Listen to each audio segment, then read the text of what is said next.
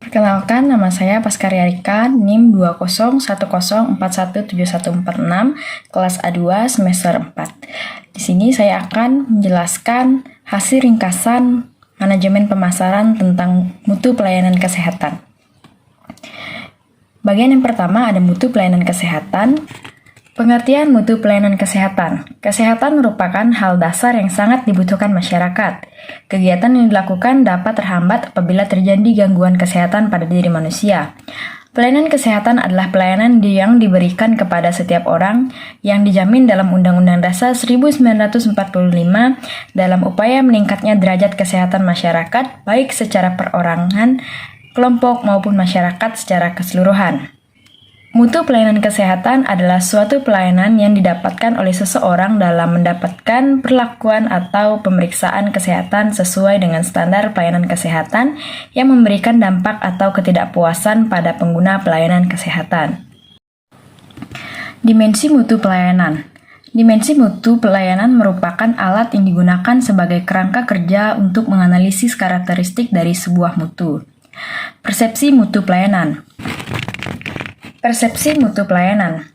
Persepsi adalah interpretasi tentang apa yang diinderakan atau dirasakan individu.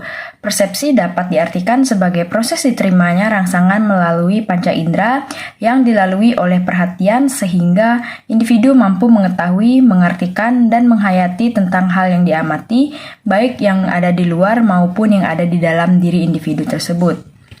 Syarat pokok pelayanan kesehatan. Menurut Azwar, dalam pelayanan kesehatan terdapat beberapa syarat yang sebaiknya dipenuhi. Syarat yang dimaksud adalah yang pertama tersedia dan berkesinambungan. Yang kedua, dapat diterima dan wajar. Yang ketiga, mudah dicapai. Yang keempat, mudah dijangkau. Dan yang kelima adalah bermutu. Selanjutnya, bagian kedua adalah program menjaga mutu. Program menjaga mutu merupakan kegiatan yang terencana dan sistematis yang perlu dilakukan dalam rangka untuk mencapai keluaran yang meyakinkan. Sedangkan menurut Donna Bedien 1980, program menjaga mutu adalah upaya menelaah secara periodik berbagai perihal yang mempengaruhi pelayanan serta menelusuri keluaran yang dihasilkan sedemikian rupa sehingga berbagai kekurangan dan penyebab dapat diketahui sehingga upaya perbaikan dapat dilakukan demi menyempurnakan taraf kesehatan dan kesejahteraan.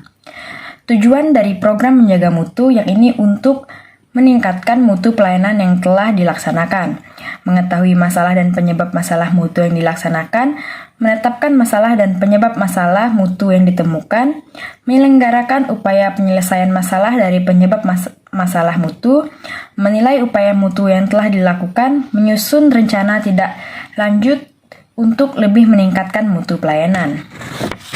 Manfaat dari program mutu adalah meningkatkan efektivitas pelayanan, meningkatkan efisiensi pelayanan, meningkatkan penerimaan masyarakat terhadap pelayanan, melindungi pelaksanaan pelayanan dari kemungkinan adanya gugatan hukum. Untuk menjaga mutu pelayanan ada beberapa kegiatan yang harus dilakukan. Beberapa kegiatan yang harus dilakukan tersebut adalah kegiatan persiapan dan melakukan kegiatan pelaksanaan.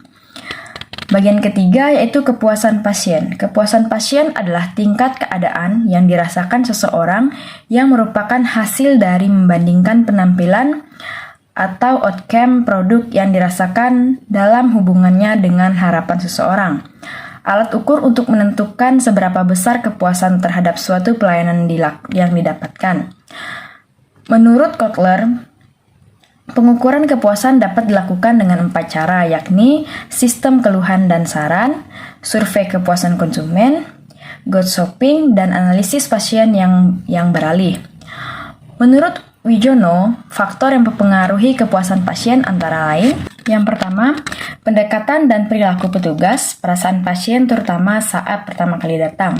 Yang kedua, mutu informasi yang diterima, seperti apa yang dikerjakan, apa yang diharapkan.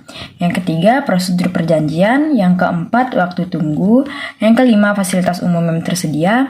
Yang keenam, fasilitas perhotelan untuk pasien seperti mutu makanan, privasi, dan pengaturan kunjungan.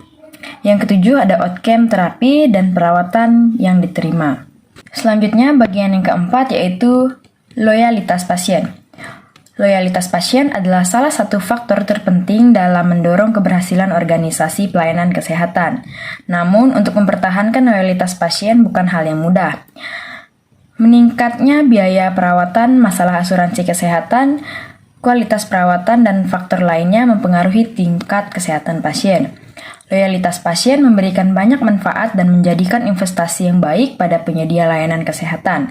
Beberapa manfaat tersebut antara lain, yang pertama adalah meningkatkan hubungan dengan pasien, yang kedua, pembelian secara berulang, yang ketiga, memberi rekomendasi, dan yang keempat adalah meningkatkan investasi. Terdapat 5 cara untuk meningkatkan loyalitas pasien adalah yang pertama, melakukan survei dan wawancara dengan pasien atau keluarga pasien, mengembangkan visi organisasi untuk pelayanan pasien, memudahkan layanan, dan melakukan koordinasi antar petugas. Sekian materi ringkasan tentang mutu pelayanan kesehatan dari saya. Saya ucapkan terima kasih.